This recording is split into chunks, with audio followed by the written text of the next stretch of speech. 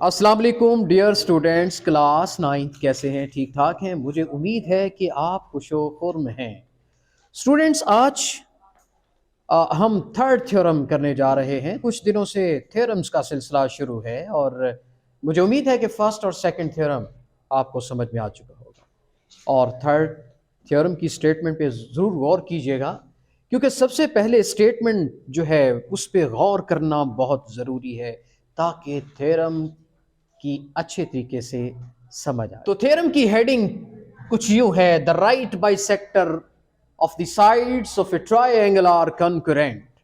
Students, आपने concurrent के मानी तो पहले से जान रखे हैं कि कंकरेंट क्या होता है। सबसे पहले इसी को जानना है। जब कभी दो साइड्स आपस में इंटरसेक्ट करती हैं तो उन लाइंस को कहते हैं नॉन पैरेलल लाइंस। क्या कहते हैं? Non parallel lines.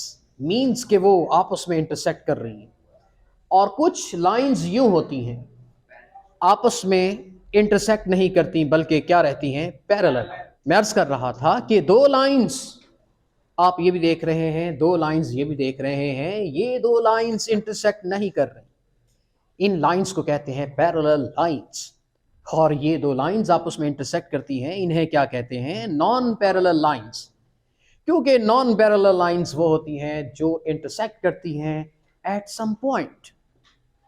Therefore that's why these lines are called intersecting lines and non parallel lines. अब एक होता है कंकरेंट लाइंस। इंटरसेक्टिंग लाइंस और होती हैं और कंकरेंट और होती हैं। कंकरेंट क्या होती है? जब दो लाइंस इंटरसेक्ट कर रही हैं और थर्ड लाइन इनके पॉइंट ऑफ इंटरसेक्शन से गुजर जाए, थर्ड लाइन, तो इसका मतलब अब ये तीनों लाइंस कंकरेंट हो गए। कुछ बच्चे क्वेश्चन उठाते हैं कि सर प्लीज ये बताइएगा कि क्या ये दो लाइंस कंकरेंट नहीं है? नो, दो लाइंस कंकरेंट नहीं होती। थर्ड लाइन जब उनके पॉइंट ऑफ इंटरसेक्शन से पास होती है तो फिर वो नाम बदल देती है, उन लाइंस की प्रॉपर्टी बदल जाती है। वो लाइंस क्या कहलाती हैं? कंकरेंट। हालांकि वो पहले क्या थी? इंटरसेक्टिंग।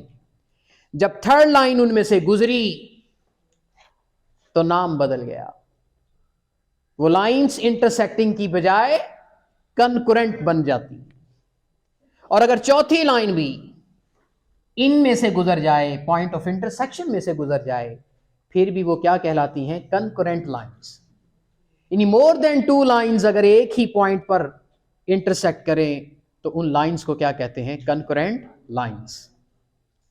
तो आज का थ्योरम जो है वो, उसके अंदर मेन जो कॉन्सेप्ट है, मरकजी जो किरदार है, वो इसी कॉन्सेप्ट का है। मुझे उम्मीद है कि ये वाला कॉन्सेप्ट आपके दिमाग में बैठ चुका होगा। तो चलते हैं इस थ्योरम को आज प्रूफ करते हैं। और इसको प्रूफ करने का वही अंदाज जो पहले हम दिखा चुके हैं, आपको बता चुके हैं, कि जिसमें कुछ गिवन होता है, फिर टू प्रूव होता है, फिर कंस्ट्रक्शन होता है, फिर डायग्राम होती है, उसके बाद प्रूफ होता है।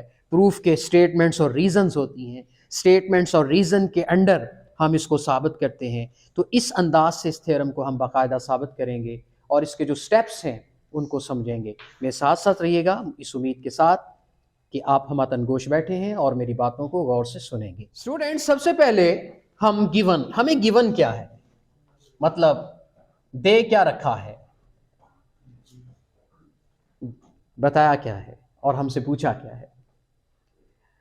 इनपुट क्या है और आउटपुट क्या है। कोई भी मामला है, हर मामले में दो पुट्स होते हैं, इन और आउट। यहां बैठे हैं आप, मैं आपको पढ़ा रहा हूं, आप घर से स्कूल आए हैं बाई बस, बाई बाइक या जो भी रिसोर्स था आपका। ये सब कुछ क्या है? ये इनपुट्स हैं। मैं पढ़ा रहा हूं, पेरेंट्स फीसें दे रहे हैं, आप बुक्स परचेज कर रहे हैं, कॉपी ले रहे हैं। ये सब कोशिशें क्या हैं? क्या हैं? इनपुट्स हैं किसी मकसद के लिए। आप कोई आउटपुट चाह रहे हैं, जिनकी वजह से ये एफर्ट्स लगा रहे हैं, और वो आउटपुट क्या है? सक्सेस। आपने अच्छा रिजल्ट लेना है, अच्छे मार्क्स लेने हैं, सिर्फ उसकी खातिर कर रहे हैं। अच्छा फ्यूचर बनाना है। आज की इन्वेस्टमेंट आपकी कल की कामयाबी का एक बहुत बड़ी जमानत बनेगी। यही वजह है ना। और पेरेंट्स ख्वाब देख रहे हैं कि बच्चा आज हम इस पे इन्वेस्ट कर रहे हैं, कल को इसका फ्यूचर बन जाएगा, अपनी ज़िंदगी खूबसूरत गुजारेगा और हमारा सहारा बनेगा। तो वो इस ख्वाब में, इस सपने में हैं और आप पर इन्वेस्ट किए जा रहे हैं। और आपको भी उनकी उम्मीदों पे पानी नहीं फेरना चाहिए। Is it clear? ये सब इनपुट्स हैं। अगर इनपुट्स अच्छी होंगी तो आउटपुट भी इंशाल्लाह अच्छी मिलेगी। इसलिए आपने समझने की भरपूर कोशिश करनी है। जी गिवन क्या है? जो हमें दे रखा है, और गिवन हमारी इनपुट है, और आउटपुट क्या है कि हमने साबित क्या करना है। आपकी इनपुट क्या है? आप इन्वेस्टमेंट आप पे हो गई। आउटपुट क्या है? आपने साबित करके दिखाना है कि आप एक अच्छे बेटे हैं, अच्छे तालिबे इल्म हैं। ये आपकी आउटपुट है, ये साबित करना है। तो गिवन में एक ट्रायंगल है, बेसिकली एक ट्रायंगल है बस। और टू प्रूव क्या है कि उसके जो राइट बाइसेक्टर्स हैं वो कंकुरेंट हैं। दो बातें। गिवन क्या है? एक ट्रायंगल ABC ओनली। और टू प्रूफ क्या है? कोई लंबी चौड़ी बातें नहीं आज। टू प्रूफ क्या है? The right bisectors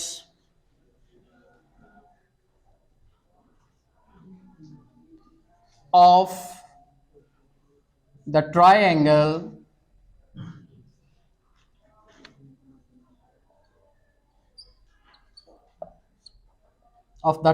ABC are concurrent.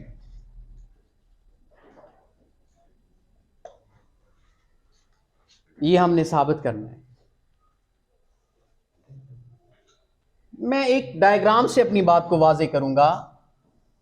मैंने साबित ये करना है कि एक ट्रायंगल के जो राइट बाइसेक्टर्स हैं, राइट बाइसेक्टर्स का तो पता ही है आपको।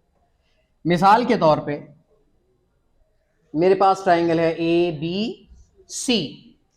मैं इस BC का राइट बाइसेक्टर लेता हूं, ये ठीक है। राइट बाइसेक्टर का मतलब होता है कि उसने मिड पॉइंट से भी गुजरना है और 90 के एंगल भी बनाना है। और दूसरा राइट बाइसेक्टर ये कि इसने AB के मिड पॉइंट से भी गुजरना है और 90 का एंगल भी बनाना है। तीसरा राइट बाइसेक्टर है ये कि उसने मिड पॉइंट से भी गुजरना है और 90 का एंगल भी बनाना है। तो साबित ये करना है कि तीनों राइट बाइसेक्टर्स क्या हैं? कंकरेंट है। अब आप तो सोच रहे होंगे कि सर साबित हो चुका, ये तो डायग्राम से साबित हो गया, तो फिर इतनी लंबी बहसो तकरार क्यों है? सवाल आ रहा है ना। आज यही तो साबित करना है कि ये कंकरेंट है, क्योंकि तीन है ना, तीन लाइंस के लिए कंकरेंट का लफ्ज इस्तेमाल होता है। तो आप सोच रहे होंगे कि सर डायग्राम तो बन गई, कंकरेंट साबित हो चुके, खत्म बात, क्या साबित करना चाहते हैं आप? सवाल है। अरे देखिए, मैं आपको एक सोशल हमारी लाइफ का एक एग्जांपल देना चाहूंगा। आप अस्तगफिरुल्लाह नऊज़ुबिल्लाह, कत्ल कहीं हो रहा है, अल्लाह ना दिखाए ऐसा सीन। आप देख लेते हैं कि किसी ने किसी का कत्ल किया है और वो मामला कोर्ट तक चला जाता है। अब आप कहते हैं जी मैंने देखा है कि इसने इसका कत्ल किया है, आप पे कोई यकीन नहीं करेगा। आपको हो सकता है आपका मुखालिफ वकील कहे कि ये पागल है, ये कभी कभी पागलों वाली बातें करता है। कोई और शवाहिद है, कोई और दलील दें, फिर क्या होता है? उस पर केस चलता है, उसकी बात को मानते हुए उसको पकड़ा नहीं जाता। केस चलता है अदालत में, उस कुछ वक्त लगता है, उसको साबित किया जाता है, फिर जाके ये बात मानी जाती है कि इसने इसका कत्ल किया है। ऐसी है ना। तो भाई देखने से कुछ नहीं मिलेगा। हाँ अलबत्ता अगर इसको साबित कर दिया जाए नज़्मो ज़ब्त के साथ, तरीक़ेकार के साथ, डॉक्यूमेंटेशंस कंप्लीट हों और दलाइल दिए जाएं, बयानात और दलाइल की रोशनी में साबित करेंगे कि ये कंकरेंट कैसे है, ठीक है, फिर एनालिसिस करेंगे और उसके कुछ स्टेप्स हैं, उन स्टेप्स की तरफ चलते हैं। मैं इस डायग्राम को रेस करके दोबारा बनाता हूं।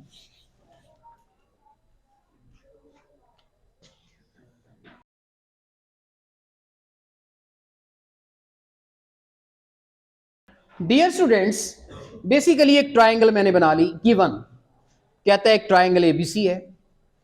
साबित क्या करना है? The right bisector of the triangle, the right bisector of the sides, sorry यहां पर क्या आना था, the right bisector of the sides of triangle ABC are concurrent, क्योंकि जो राइट बाइसेक्टर होते हैं वो साइड्स के होते हैं एक्चुअली। उसके बाद कंस्ट्रक्शन क्या की है हमने?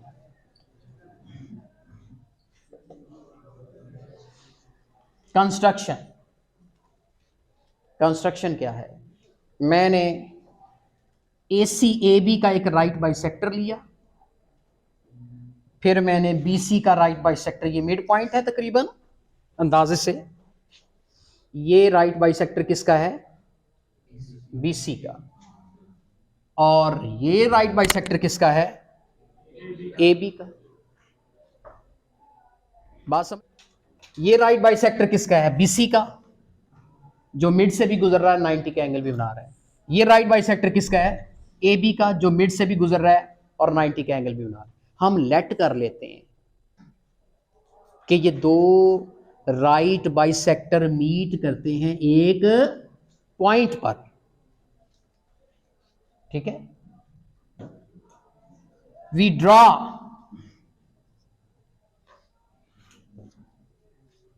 टू राइट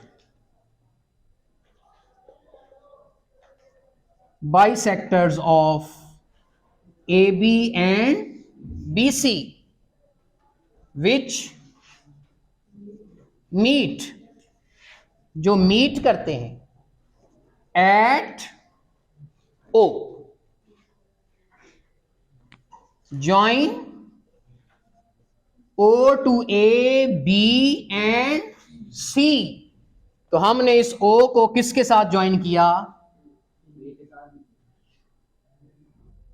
A के साथ और B के साथ। किसके साथ ज्वाइन करेंगे? ये देखें,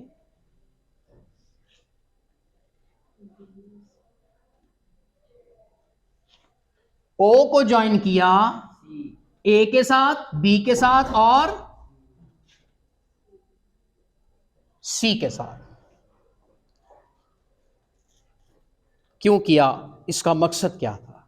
अब आप कहेंगे सर कंस्ट्रक्शन में तो खुद से बात लेट कर ली जाती है, मान ली जाती है। आपने तो यहां खुद ही मान लिया कि AB का राइट बाइसेक्टर और BC का राइट बाइसेक्टर जो है वो तो एक पॉइंट पर मीट कर रहे हैं। आप तो खुद ही मान रहे हैं कंस्ट्रक्शन में लेट कर रहे हैं, सपोज कर रहे हैं। मैंने बोला कि दो लाइनें इंटरसेक्ट करें, if two lines are intersecting, इसका हरगिज ये मतलब नहीं कि वो कंकरेंट हैं।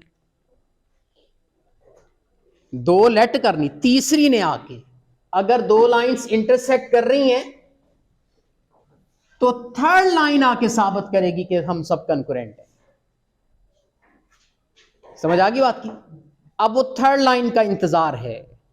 जब तीसरी लाइन इन दो इंटरसेक्टिंग लाइंस में से गुजर जाएगी तो साबित हो जाएगा कि तीनों बाइसेक्टर्स क्या हैं? कंकरेंट हैं। अच्छा, अब मैंने दो बाइसेक्टर ले लिए, तीसरा नहीं लेना, तीसरा साबित करूंगा। अगर मैं तीसरा भी ले लेता हूं तो फिर साबित क्या करना होगा? मैंने ये तो साबित करना है। यहां तक आप नोट कर लें, फिर इसको रेज करके अब जो हमारा प्रूफ और स्टेटमेंट है उसके बारे में जानते हैं। चलें इसको रेज करें। तो स्टूडेंट्स, प्रूफ और चलते हैं स्टेटमेंट की जाने। स्टेटमेंट्स और रीजंस। सबसे पहले मैं एक आपसे बात पूछना चाहता हूं, क्या ये ओ ए ओ बी के बराबर है?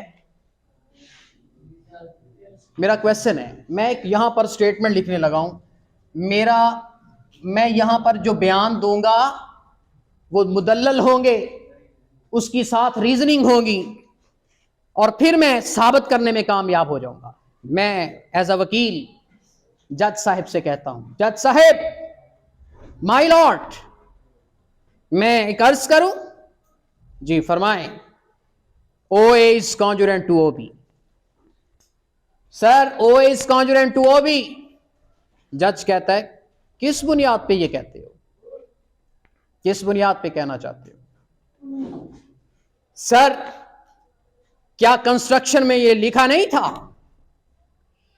कि इस ए बी का ये राइट बाइसेक्टर है, और हमने ये पिछले थ्योरम में साबित नहीं किया था कि जो राइट बाइसेक्टर होता है उस पर मौजूद हर पॉइंट जितना ए से दूर होगा उतना ही बी से दूर होगा?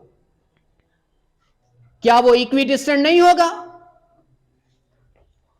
यस, ये हमने थ्योरम नंबर 1 की बात कर।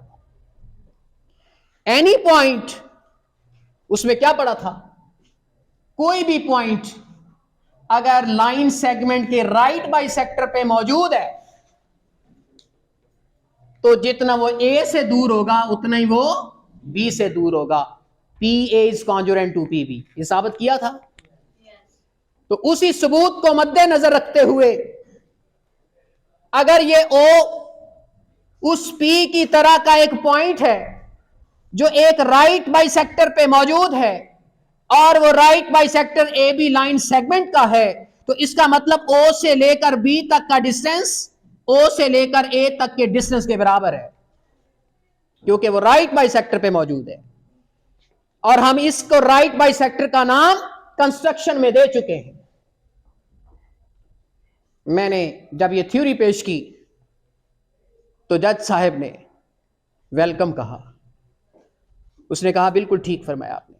7 रीजन लिखी। क्या? Each point on the right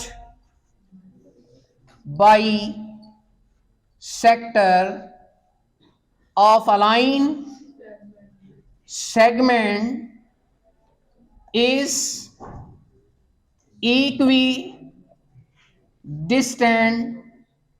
from its end points। या आपने पहला थ्योरम की सारी स्टेटमेंट लिख देनी है, ये रीजन देनी है साथ कि सर ये कानून पहले साबित हो चुका है, ये कानून पास हो चुका है। सही फरमाया आपने।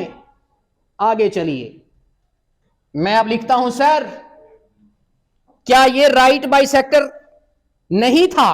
किसका?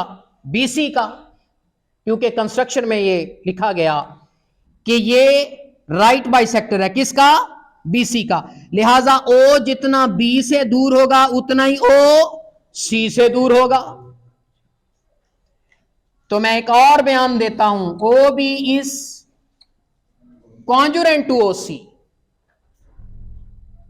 सर वजह वही सेम, आपने इस रिजल्ट का नाम 1 रखना है और इस रिजल्ट का नाम 2 रखना है। और इसकी दलील क्या देनी है? आपने बार बार ये नहीं लिखना, आपने लिखना है एज 1। जो 1 की दलील है वही दलील इसकी है, क्योंकि ओ पॉइंट इस राइट बाइसेक्टर पे भी मौजूद है, ओ पॉइंट तो इस राइट बाइसेक्टर पे भी मौजूद है, क्योंकि दोनों इंटरसेक्ट कर रहे हैं एक पॉइंट पे। तो इसका मतलब इस लाइन सेगमेंट का जो एंड पॉइंट बी और सी, यानी ओ सी किसके बराबर हुआ? ओ बी के बराबर हुआ। इसकी दलील दे दी।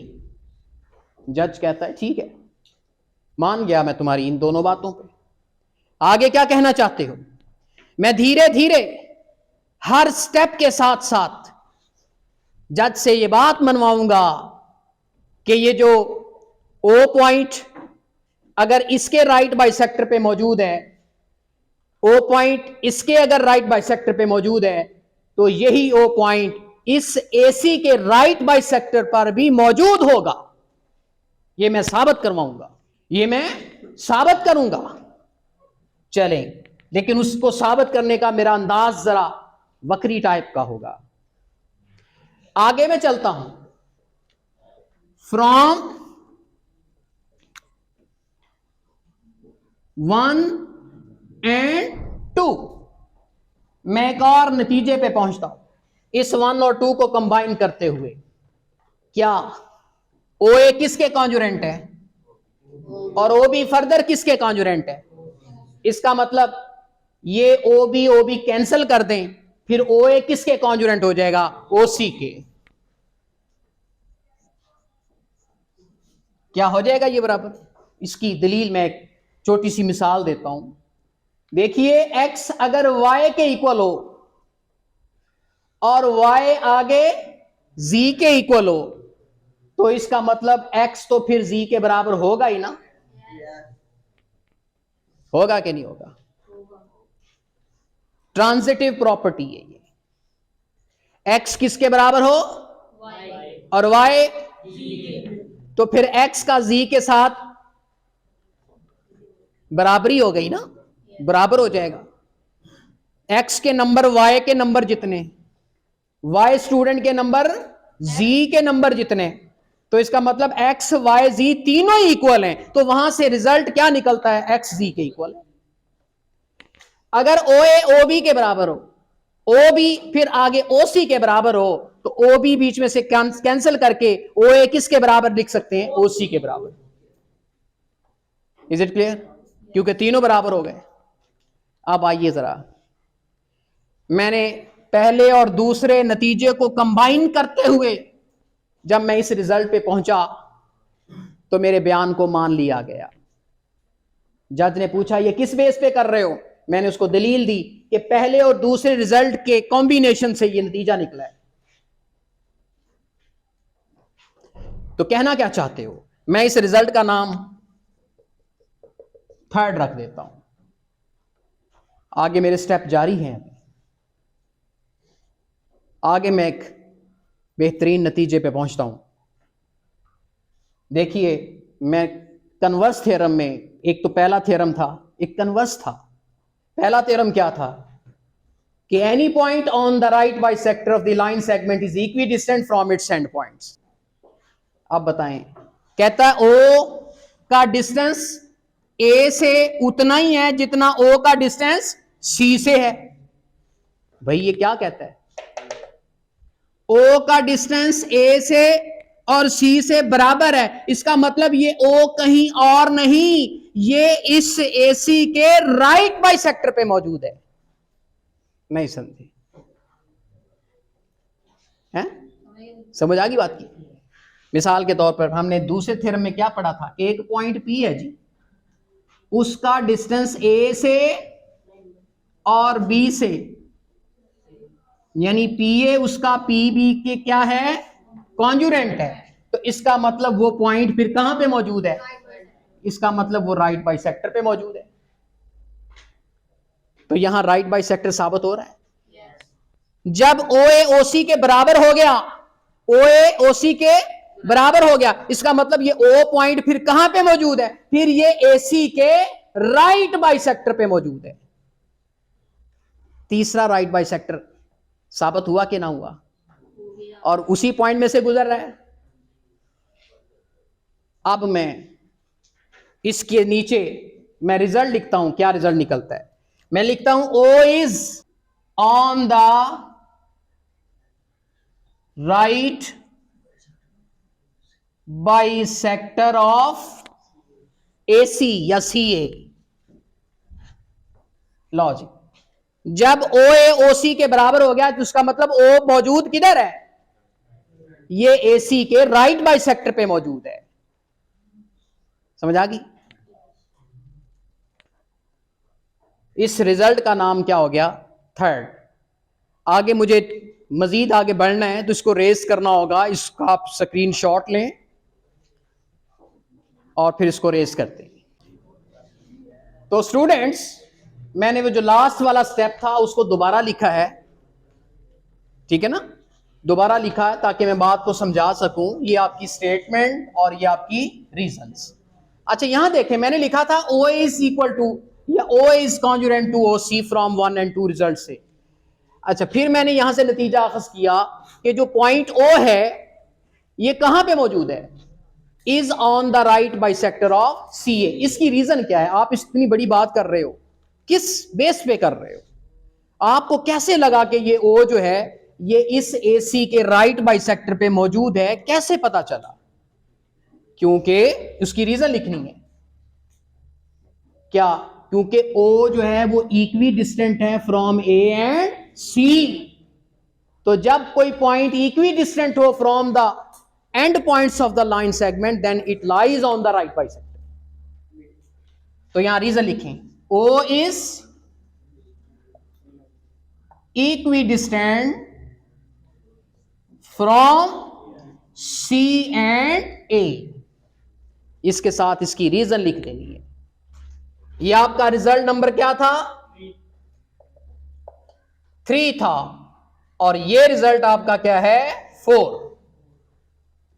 हर बयान के सामने उसकी रीजन जरूर लिखनी है। लेकिन हमने लेकिन हमने तो ये पढ़ा था कि ये ओ जो है ये तो ए बी के राइट बाइसेक्टर पे मौजूद है। हमने तो पढ़ा था ये जो ओ है ये तो बी सी के राइट बाइसेक्टर पे मौजूद है। तुम साबित कर रहे हो कि जो ओ है ये तो सी ए के राइट बाइसेक्टर पे मौजूद है। हमने कंस्ट्रक्शन में क्या लिखा था? क्या लिखा था? कि ये राइट बाइसेक्टर हैं O, but O is on the right bisector of A B and B C. ये बात कहां दर्ज थी? कंस्ट्रक्शन में। ये बात कंस्ट्रक्शन में दर्ज थी। लिहाजा इस रिजल्ट का नाम मैं रख लेता हूं 5th। अब चौथे और 5वें रिजल्ट को कंबाइन करें जरा, नहीं समझे? यहां कहा गया कि ओ राइट बाइसेक्टर है किसका? ओ पॉइंट मौजूद है किस पर? Right bisector of A B and B C. और मैंने साबित किया कि O is on the right bisector of C A. इसका मतलब ओ तो तीनों के राइट बाइसेक्टर पे मौजूद है, चाहे वो ए बी का राइट बाइसेक्टर हो, चाहे वो बी सी का राइट बाइसेक्टर हो, चाहे वो सी ए का राइट बाइसेक्टर हो। लिहाजा इन दोनों रिजल्ट्स को कंबाइन जब मैं कर लूंगा तो मैं इस नतीजे पर पहुंच जाता हूं क्या? कि all the right bisectors of the sides of a triangle are concurrent at point O। यहां पर मैं ये नतीजा अखज कर लेता हूं। यहां पर रीजन लिखनी है पड़ेगी फ्रॉम 4 and 5। क्या? hence the right bisectors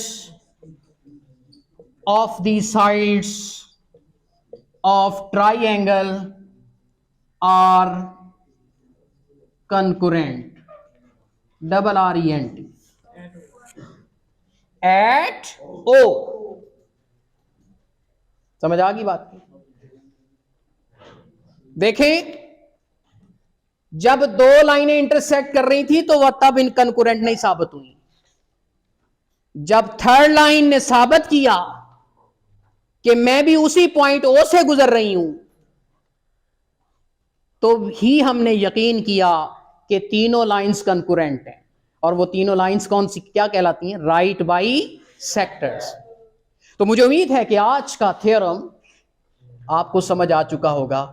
theorem बहुत शॉर्ट है, बहुत छोटा है, लेकिन कॉन्सेप्ट इसके अंदर काफी बड़े बड़े हैं। मुझे उम्मीद है कि आज का थ्योरम समझ आ चुका होगा। कॉन्सेप्ट्स के साथ इसको याद कीजिएगा, इसकी प्रैक्टिस कीजिएगा, इंशाल्लाह आपको भूलेगा नहीं। एक नई वीडियो के साथ दोबारा हाजिर होंगे, तब तक के लिए आपसे इजाज़त चाहते हैं। अल्लाह हाफिज़।